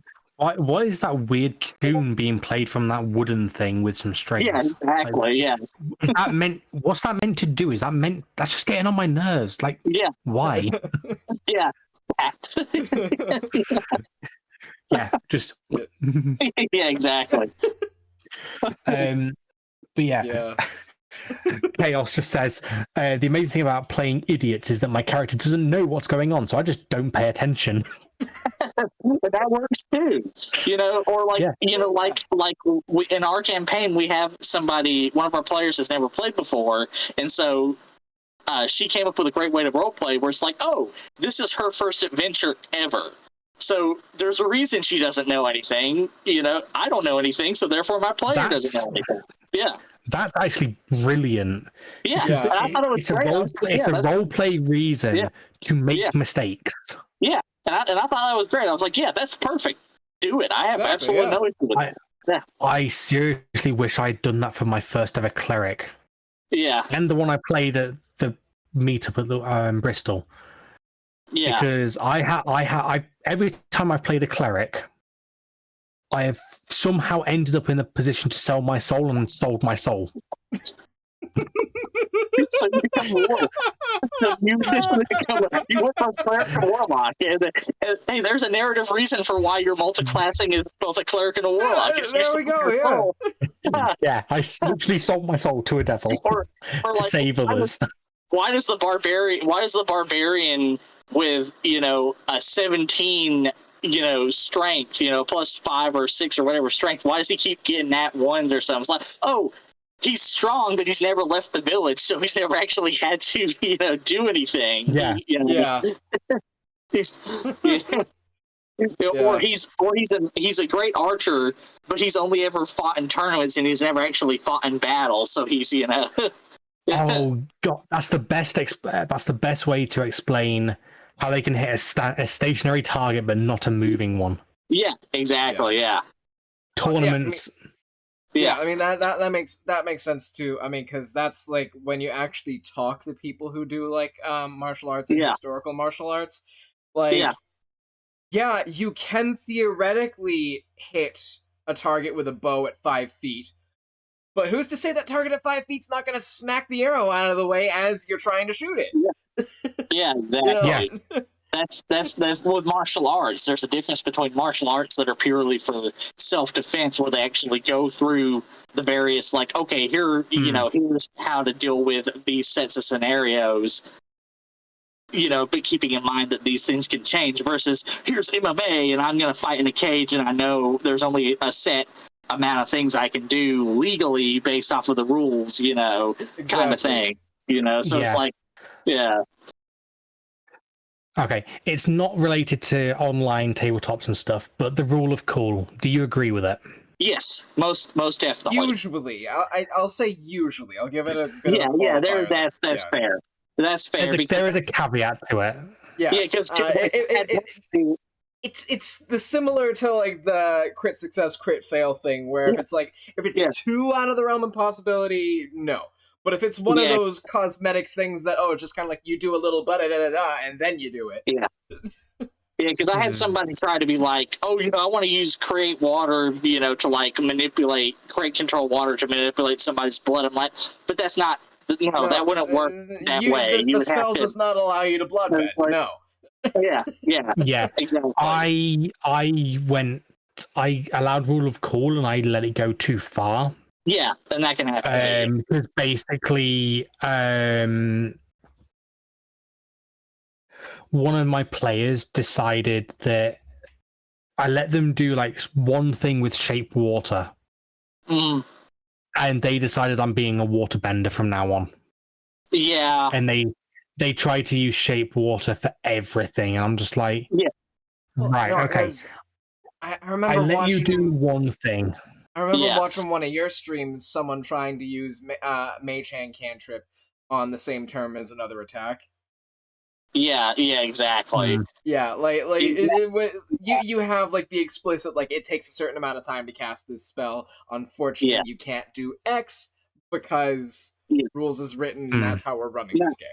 Now, I recently added a rule of cool rule in my campaign because to me it makes the most sense, and it's dealing with smites. Because as rules is written, smites only work for like melee weapons and shit like that. Well, I'm like, okay, but it would make sense that like it could also be applied to ranged weapons and your fists, your hand to hand unarmed attacks. Why wouldn't you be able to, generate a beam of light or, fire or whatever, depending on what type of smite you're using, and punch somebody with that, kind of thing. I would also imagine if you have proficiency in the weapon in question. Yeah, exactly. Yeah, exactly. And so that's that's a good rule of cool. But at the same time, I've been on the other side of it, where as a player, we let it go too far, where we essentially figure out ways to like do a dimension door and essentially send a bunch of magical weapons to kill 5 ancient dragons, and it's like and the DM for whatever reason let us do that, but then he was like, okay, I'm never gonna let that happen again, Yeah, that's why when I was new to DMing, I didn't pay attention to the spellcasting rules. Like, if you do a level spell and another spell in your turn, excluding reactions, has to be a cantrip.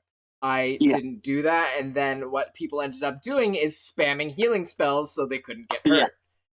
And so it's like, that ended up being incredibly broken, and I went back to rules as written for that. No, I 100% get that as well. Like, I've had that happen where that was one of the harder rules to remember. Yeah, exactly. And like with Mage Hand, I've seen, creative ways to do that where like one of the podcasts I watched, a guy, he was playing what everyone other than the DM and him thought was a paladin, but all of his spells, like, control gravity and things like that, were really just mage hands that were invisible. It was the only spell he knew, so he was like, pushing people down with like the mage hand, or, he's got sword. He was like, shooting off fireworks, or, you get the idea, And I'm like, see, that's a good way to do rule of cool. You're a charlatan pretending to be a paladin, and you only know how to do one spell. That makes sense. But then there are, again, the ones we're talking about where it's just like, oh, I want to control somebody's blood with control water or whatever. It's like, no, that's not how the spell, It's like... Yeah. Definitely, yeah. So... Yeah, it's one of those, like, rule of cool to me is... So long as you can explain it in a way that makes sense, and like I would say, if you want to use control water to like remove the water from someone's eyes or something, when something like that. Sure, you can do that, but you can't do that at level 4. Eyes. You can't do that at level 4. You can do that maybe like level 15 or something. Yeah, something like that, yeah. You've got to have the experience and the knowledge. I know chaos. That's why I'm never afraid to crack open the book, Yeah. Yeah, it's like, there's certain things where, like, as long as you can do it when you are later in, say you do it when you are like a much higher level, much more skilled sorcerer, wizard, etc. Right. You've had the practice with that spell, and like I'll also do it. Like if you use that spell all the time, then sure you can do a little thing. It's also like so hold person and hold I think it's hold monster or hold beast. It's hold monster. Hold monster. Neither of those affect undead. Yeah. I have a rule in my my table for that spell in particular, because like my players are fighting vampires. Yeah. Basically, because they can't, they prepared hold person to use against the vampires. Yeah. And I was like, right, okay, in combat you can do an Arcana check as a free roll. If you meet the DC or beat it, you can cast it on an undead and it will work. Yeah. However, if you fail it, you can't attempt this again until like a week later in time. Or like a period of time later. You can't just do it the next one and keep going. Because it's like rolling. It's like when you've got like players and it's like, can I have a perception check? And instead of saying it to one player, you just get 6 perception checks. You're guaranteed to have a success in that, pretty much. Yeah. That's like, what I like to do is like, hey, you and you, player X and player Y, specifically give me perception checks, I'm like, that's important. It's like, be specific, There's a time to be vague and a time to be specific. Yeah. I've been toying with the idea as well of you can only ask for a check in a skill that you are proficient in. Yeah, that makes sense, Makes sense. It makes sense, but when you think about it, most players are proficient in the exact same things. Most players are proficient in perception, investigation, insight, sleight of hand if you're a rogue, nature if you're ranger, Arcana if you're a wizard. Yeah. Well, and sometimes people will get creative, but that's one of the things where I don't mind people asking me for checks for anything, because they might come across like, hey, can I jump across a chasm? All right, make me a athletics check. But it's like, it's more like it's one of those things, like, you know how you have those D&D based games where you'll have like passive checks. Like, if it's something that they're just coming across, I'll be like, okay, are you proficient in X, Y, or Z? And if they tell me no, then it's like, all right, then you don't know. Yeah. Whereas if they say I like yes, to think about as well, then I'll have them do the check. Yeah, or like, the barbarian is like, I want to try and pick his pocket because it looked interesting that the rogue did it. It's like, okay, you can do that, but you're going to have like a heavy disadvantage at that skill check because it's not something you're proficient in. Like, one thing I liked about the Foundry like character sheet is like the default one before they updated to the 5-year one, because the game module on Foundry is actually built and supported by Wizards. Yeah. One thing that I liked is that it gave you a passive for every single skill. Oh, okay. It literally listed the passives, because passives are really easy to work out. It's 10 plus the modifier. Yeah. So like having the ability to be like, if they ask me for a check, I can say you can do the check, or I can just take your passive. Yeah. And like knowing, because like the common ones are perception, investigation, and insight, but knowing someone's like passive ability to understand the arcane, or their passive ability to leap over a object, like if the DC for the object is lower than the passive, I might as well just say, yeah, you can just do it because you're normally able to. Yeah. Especially if it's not story dependent. Yeah, that's fair too. Yeah. Like if it's an obstacle that you've put in, but it's not dependent on them actually succeeding, it's not worth being in. Whereas if it's like an obstacle that's like it's designed to slow them down, but you've got a player who's like, say they've got to sneak, they've got to like take this object off a pedestal and replace it with another one. Yeah. I'm gonna steal the character stats for Frick from Tales Arcane's latest one shot. Okay. With a plus 14 to sleight of hand. Yeah. If you set the DC at 20, they're passive. They're just going to be able to do it anyway. Yeah. Like it's literally one move, and they've completed. Like they've done that stuff before. They can just sure. Like I could make you roll it, and you could roll a natural one. Like whoop days, you've rolled shit. Whereas your character normally would be able to do that. So if there's no extenuating circumstances, is there any point in making them do the roll where you can just take the passive? No, that's why if it's like you have a rogue going through a crowd and they're just slipping their hands into pockets versus they're going next to someone who's like very worldly, or their clothing is like, preclusive to having their pockets picked, that sort of thing. Exactly. Yeah. And I think that's like say you're a paladin, an oath of devotion paladin, or an oath of the crown paladin, typical, police officer type of paladin, you might not, if you try to lie or try to do something, you might be less good at it. Like it might be like, I know you're lying. It's clear you're not used to lying. You're not even going to bother, rolling for that, kind of thing. Exactly. Yeah. But honestly, I think we had a really great episode today. Just like, three very experienced DMs going through and talking about this. But I will also say, if you have any other questions about like online DMing,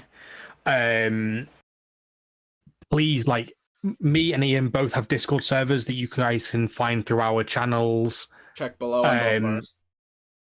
Yeah, check below in the panels. You can also find Ian on TikTok. Dane, do you do TikTok as well? Yes, I do. It's just Dane Roberts, on TikTok. That's generally what but it just was easiest, But yeah, I do TikTok, yeah. So. And I don't know about you, Ian, but I might be editing some of this down for TikTok content. We'll talk offline because. Absolutely, I'm gonna be putting this on my YouTube. Yeah. Right. Yeah. No, this is definitely going onto my YouTube. And my POV. Some very great resources on this. Well, thank you guys for coming. Yeah, you're very welcome. Pleasure as always.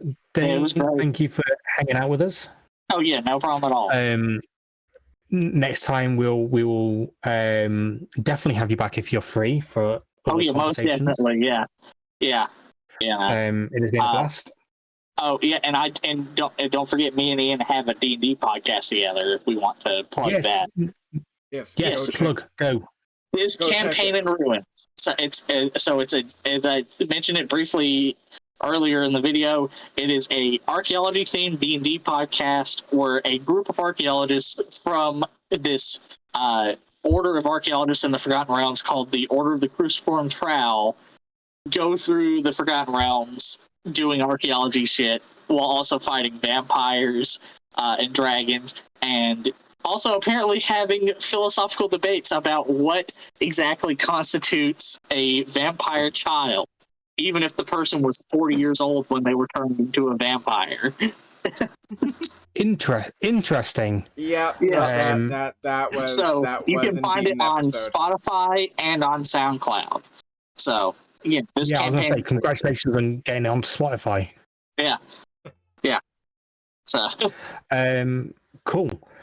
Ian, you are Archaeist on Twitch. You are Ian Reed Archaeist. on TikTok. Well, I'm Archaeist. Oh, my username is Archaeist on TikTok as well, but I do also. Oh, it's Archaeist on TikTok as well. Yeah. It's kind of there. Cool. I have apparently 5 minutes before my next ad break, so I'm going to. All right. I need to get off of here too. So thank you both for coming. Oh yeah, no problem at all. Yeah. Looking forward to the Ian, next one. I'm going to raid. Yeah, next one. I'm raiding a guy called Tiger's Den because he's doing a charity marathon for the Norwegian Cancer Society. I'm going to raid into you momentarily. Okay, make it a quick one. All right. Thank you guys for showing. I'll talk to you guys later. Stay for the raid if you can. Yep. Bye. Right. Bye.